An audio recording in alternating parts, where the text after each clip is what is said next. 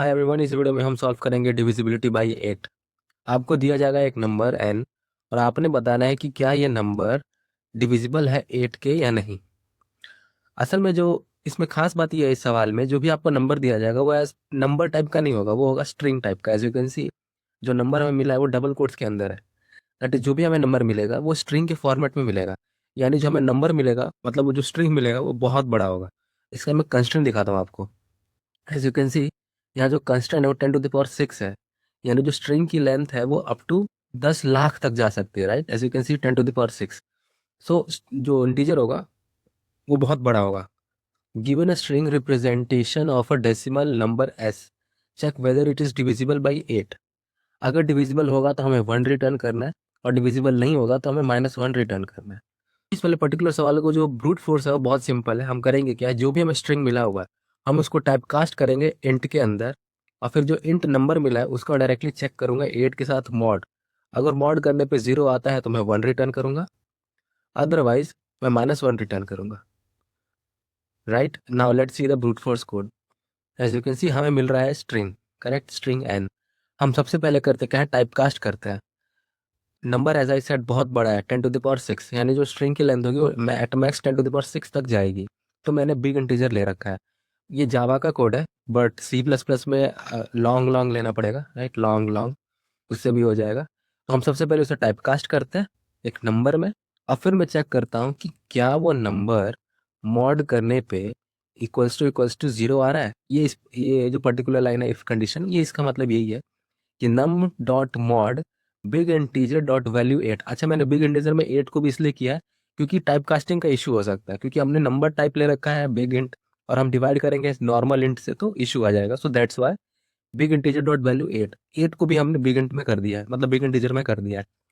वो चेक करने, मतलब मॉड करने के बाद हम ये चेक करेंगे कि क्या वो बराबर है big int dot zero, zero को भी मतलब मैंने चेक किया बिग इंट में। अगर वो बराबर है, इक्वल्स 0, मतलब वो डिविजिबल है, तो मैं सिंपली 1 रिटर्न कर दूंगा, अदरवाइज मैं -1 रिटर्न करूंगा।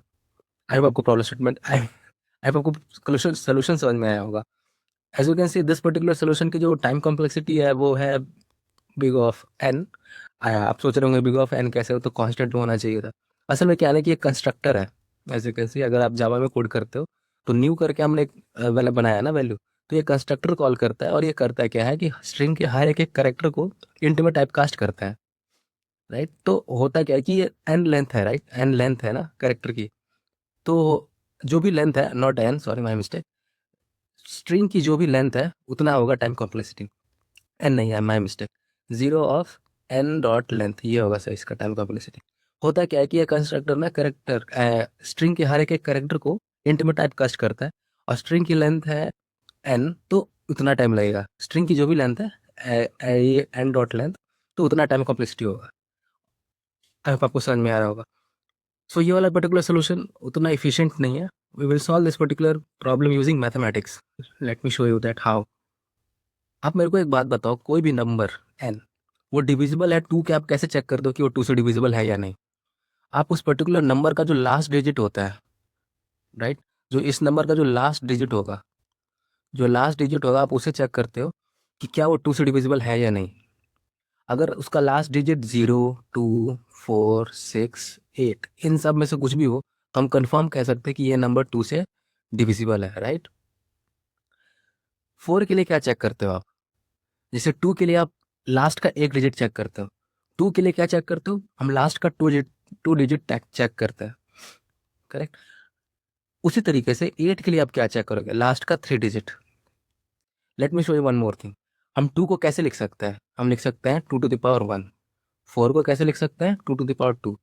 8 को कैसे लिख सकते हैं, 2⁻3। आप यहाँ पे पावर देख रहे हो इनके। जब 2⁻1 था, यानी 2 था, तो हम लास्ट का एक डिजिट चेक करते थे। जब पावर 2 हुआ तो हम लास्ट का 2 डिजिट चेक कर रहे हैं।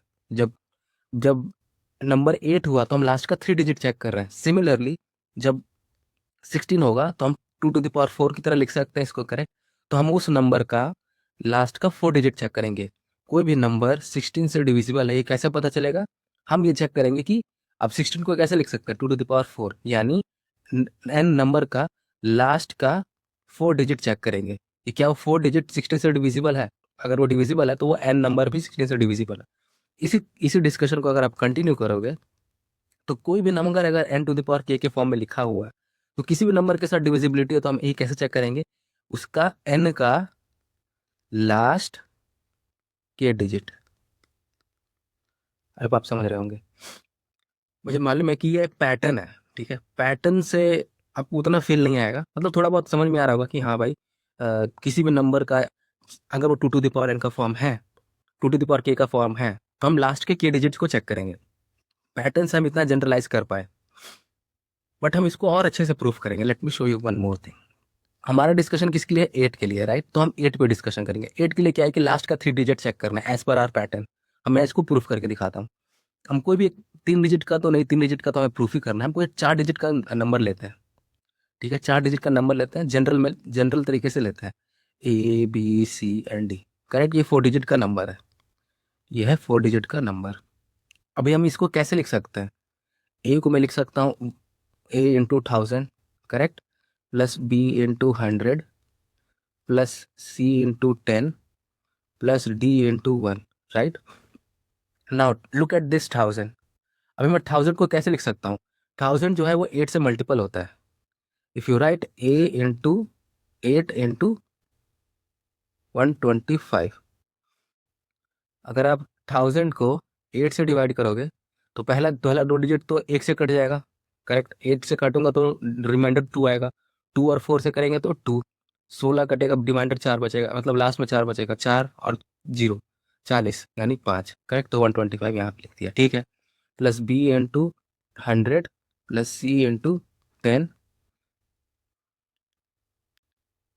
Plus D × 1, correct. अब इसको आप गौर से देखो, क्या ये नंबर, ये पहला जो टर्म है ये 8 से डिविजिबल है, करेक्ट। यानी n = 8 into A × 125 plus B × 100 plus C × 10 plus D × 1। ये जो पहला वाला हिस्सा है ये 8 से डिविजिबल है, 8 से डिविजिबल है, करेक्ट।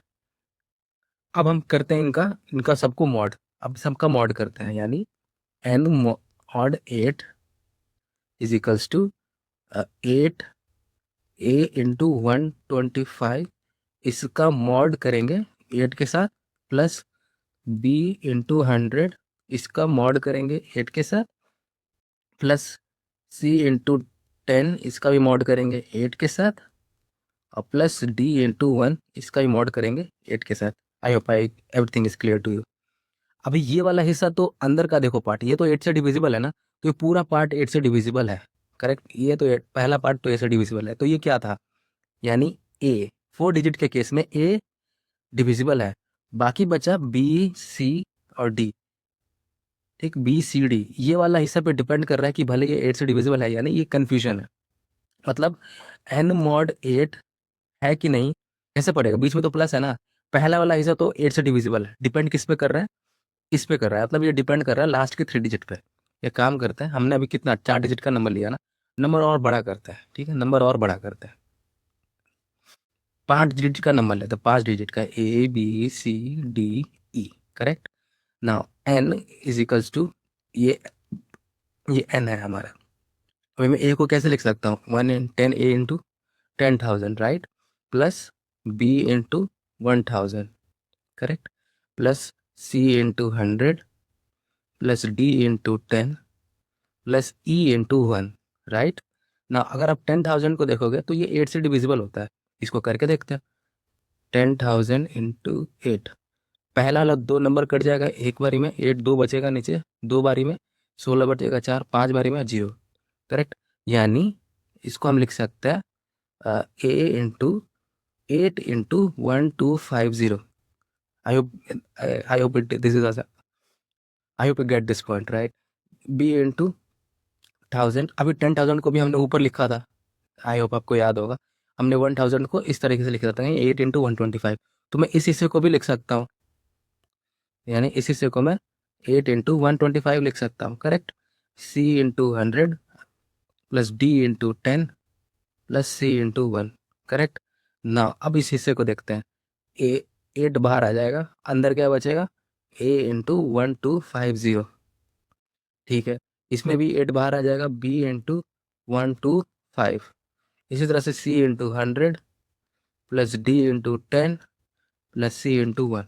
अगर आप इस हिस्से को देखोगे तो ये भी 8 से डिविजिबल है, ये दूसरा भी ऐसे 8 से डिविजिबल है, यानी n मॉड 8, ए वाला हिस्सा भी मॉड से डिविजिबल है, प्लस बी वाला हिस्सा भी 8 से डिविजिबल है। बच में आखिरी में बच क्या गया, सी डी ई। मतलब 8 डिविजिबल है, 5 डिजिट का नंबर 8 से डिविजिबल है, किस पर डिपेंड कर रहा है, लास्ट के 3 डिजिट पे। हेंस अब इसको जनरलाइज करते हैं। अब ये आप देखो, हमने यहाँ पे क्या देखा, ये वाली वैल्यू देखो, ये वाला टर्म देखो ए, यहाँ पे देखो वैल्यू बी, ऊपर में भी देखो, ऊपर में भी देखो, हमारा क्या बचा, यहाँ पे ए था, राइट। अभी किसी भी नंबर को यहाँ पे इसको देखो, ए और बी को देखो, ये नंबर्स है, ठीक है।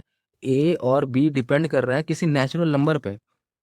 मतलब आप यहाँ पे कुछ भी वैल्यू रखोगे वो हमेशा ही 8 से डिविजिबल होगा, क्योंकि ये वाला जो पार्ट है वो हमेशा 8 से डिविजिबल हो रहा है, और यहाँ पे मल्टीप्लीकेशन हो रहा है, यानी अब यहाँ पे आप जो भी नंबर रखोगे वो हमेशा ही 8 से डिविजिबल होगा। Same goes with this part, मतलब डिपेंड हर बार करेगा किस पे, इन लास्ट के 3 डिजिट पे। आई होप आप समझ रहे होंगे कि मैं क्या कहना चाहता हूँ। हमेशा नंबर जब अगर, अभी जैसे मान के चलो हमने ऊपर ही देखा, ऊपर वाले पे देखो, छोटे नंबर पे एक समझाता हूँ। ये वाला हिस्सा, ये दोनों नंबर मल्टीप्लाई हो रहे हैं, हमने कंफर्म कर दिया कि ये 1000 जो है वो 8 से डिविजिबल है। अब 1000 को किस से मल्टीप्लाई करोगे, ए क्या है तो बिलोंग कर रहे हैं ना सारे नेचुरल नंबर्स को। अगर ए वाला हिस्सा कुछ भी रख दो आप, 10 रख दो, 1000 रख दो, लाख रख दो, वो हमेशा ही 8 से डिविजिबल होगा। क्यों? क्योंकि आप उसको 8 से मल्टीपल नंबर को मल्टीप्लाई कर रहे हो, as you can see this part. तो वो हमेशा ही 8 से डिविजिबल होगा। और आप हमेशा फंस जाओगे लास्ट के 3 डिजिट में, मतलब ये डिपेंड कर रहा है लास्ट 3 डिजिट्स। आई नाउ ये आप आपको समझ में आ गया होगा कि ये कैसा काम चल रहा है। आई आपको समझ में आ गया। तो अब प्रॉब्लम स्टेटमेंट एकदम अब आसान हो गया। अब हम करेंगे क्या कि जो भी हमें स्ट्रिंग मिलेगा उसके लास्ट 3 डिजिट के, मतलब लास्ट 3 सब स्ट्रिंग को मैं एक्सट्रैक्ट कर लूंगा, और फिर मैं चेक करूंगा उसे इंट में टाइपकास्ट करके कि वो क्या 3 से आई मीन 8 से डिविजिबल है या नहीं, राइट। अब तो एकदम प्रॉब्लम सिंपल हो गया। तो मैं डायरेक्टली आपको कोड दिखाता हूँ, कोड बहुत सिंपल है इसका। अब तो लुक एट दिस कोड, यहाँ पे फंक्शन है डिविजिबल बाई 8। अब जो भी हमें स्ट्रिंग मिलेगा, मेरा सबसे पहला काम होगा कि मैं लास्ट के 3 डिजिट्स को एक्सट्रैक्ट करूँ। तो मैंने यहाँ पे सबस्ट्रिंग करके फंक्शन है, मैंने उसका इस्तेमाल किया है। असल में जावा के अंदर ना एक सबस्ट्रिंग करके फंक्शन होता है जो ओवरराइड होता है। इसके अंदर हम 2 आर्गुमेंट और एक सिंगल आर्गुमेंट का ओवरराइड होता है मेथड्स का। तो अगर आप एक सिंगल पास करते हो ना, तो वो किस इंडेक्स से चेक करे वो वहाँ से नंबर को उठाता है। मैं एक काम करता हूँ, आपको ना इसका इम्प्लीमेंटेशन ही दिखाता हूँ। एज यू कैन सी यहाँ पे, हाँ ये देखिए, ये रहा सबस्ट्रिंग जो हमने वहाँ पे इस्तेमाल किया है। यहाँ पे देखोगे तो आर्ग्यूमेंट में सिर्फ एक ही मेथड है, राइट। आई मीन एक ही आर्ग्यूमेंट है, वो है इंट। वो जो वो उसको कैसा लेता है, बिगिनिंग इंडेक्स, मतलब कहाँ से वो स्टार्ट करे, ठीक है। वो कहाँ से स्टार्ट करे वो हम पास करते हैं, और वो सिंपली करता है क्या है, एक और मेथड को कॉल कर देता है। मैंने कहा था ना ओवरराइड होकर रखा हुआ है, तो यहाँ पे इसने ओवरराइडिंग करके रखी है। इसके अंदर दो दो चीज़ें पास हो रही है, बिगिन इंडेक्स और एंड इंडेक्स। अभी बेसिकली अगर जब आप कोई इंडेक्स पास नहीं करते हो ना, तो वो लेंथ पास कर देता है, करेक्ट। तो हमने वहाँ पे सिर्फ एक ही नंबर पास किया, लेंथ -3, यानी लास्ट का 3 डिजिट के लिए। तो थर्ड लास्ट नंबर वो भेज देगा।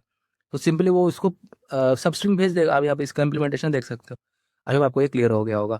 तो अब हम करेंगे क्या, जो भी मेरा स्ट्रिंग है, अगर स्ट्रिंग की लेंथ <3 है तब तो भैया कुछ करना ही नहीं है, अब तो सिंपली कैलकुलेट हो जाएगा। तो मैं लास्ट 3 में मैं सिर्फ एन को ही पास करूंगा।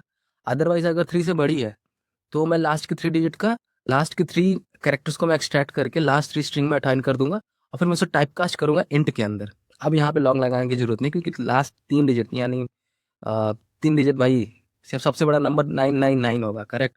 वो इंट में आसानी से यहाँ आ जाएगा।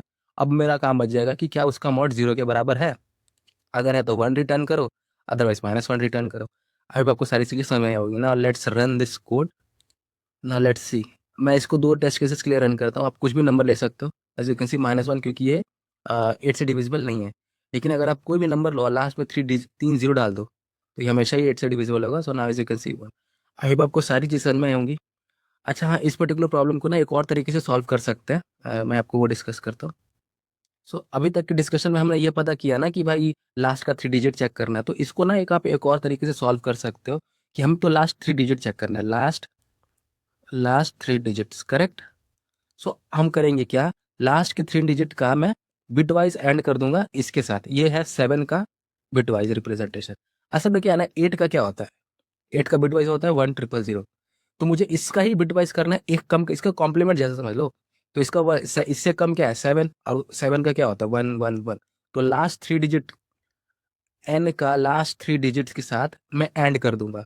अगर जीरो आया तो समझ जाओ वो एक और 8 से मल्टीपल होने वाला नंबर है, अदरवाइज -1, आई मीन जीरो नहीं होगा तो -1 रिटर्न कर दो, और अगर जीरो होगा तो 1 रिटर्न कर दो। ये आपके लिए एक होमवर्क की तरह है, मैंने थोड़ी मोटा मोटा बता दिया कि कैसे सॉल्व होगा। और इस और ये जो हमारा सोल्यूशन है, इसकी टाइम कॉम्प्लेक्सिटी होती है कांस्टेंट। करेक्ट, इसमें कुछ भी हमने लूप वूप यूज़ नहीं किया, ये कांस्टेंट है, कुछ भी न्यू वगैरह का भी यूज़ नहीं किया, और कांस्टेंट स्पेस भी है। आई होप आपको सारी चीज़ें समझ में आई होंगी। मेरा मैथमेटिकल प्रूफ भी आपको समझ में आया होगा, हमारा सोल्यूशन भी समझ में आया होगा, बिट वाइज मैंने आपको होमवर्क दिया, आपको उसको भी समझ में आया होगा। और इस वीडियो के लिए इतना ही, तब तक के लिए थैंक्स फॉर वॉचिंग।